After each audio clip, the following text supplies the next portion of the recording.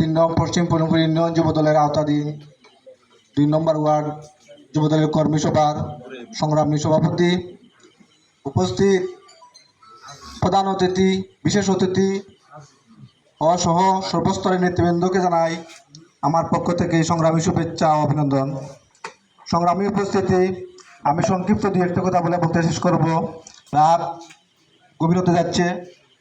আজকের এই যুবদলের কর্মী সভা আমাদের সিলেট 2 আসনের ধানের শীষের কাণ্ডারি এই দুঃসময়ে এই বিএনপিকে যার নেতৃত্বে আমরা রাজনীতি করেছি তার নির্দেশনায় উসমানীনগর সহ বিশ্বনাথের প্রত্যেকটি ইউনিয়নের ওয়ার্ড কর্মী সম্মেলন করার জন্য তার নির্দেশনায় আমরা আজকের এই 2 নম্বর ওয়ার্ড কর্মী সভা হচ্ছে। কিন্তু 2টি কারণ, একটি হচ্ছে ওয়ার্ড কমিটি হবে, আর একটি হচ্ছে সামনে নির্বাচন। সেই নির্বাচনে লক্ষ্য করেই আমরা এই কর্মী সভা, যাতে আগামী নির্বাচনে আমরা সবাই সুন্দরভাবে কাজ করতে পারি এবং জননেতা জনাবে মিল্লাস আলীর সহধর্মিনী তাসিনা রুনা ম্যাডামকে আমরা বিশাল ভোটে জয়লাভ করতে পারি, তার জন্য আজকের এই কর্মী সম্মেলন। সংগ্রামী উপস্থিতি, আমি আরেকটি কথা বলতে চাই।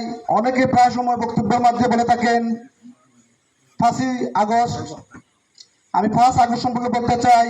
2024-এ 5 আগস্ট, এর আগে এই উসমানীনগরের 3 পশ্চিম পুরনপুর ইউনিয়নের আমাদের 2টি বিশ্ব রুটে 2টি মুখ আছে। একটা হলো আদমপুর হইতে শেরপুর, আর একটি হচ্ছে বেগমপুর। এই 2টি স্পটেই আমাদের কোনো ইউনিয়নের ভয় নাই। তারপরেও আমরা এই যত ধরনের আন্দোলন এসেছে, হরতাল অবরোধ এসেছে, আমরা এই সাদিপুর ইউনিয়নে উঠে অবস্থান করতাম। কিন্তু এই ইউনিয়নের অনেক বড় বড় নেতা হল রাজনীতি করেছেন, রাজনীতি নিয়ে পদ পদবি নিয়ে বসে আছেন, কিন্তু বড় বড় কথা বলেন।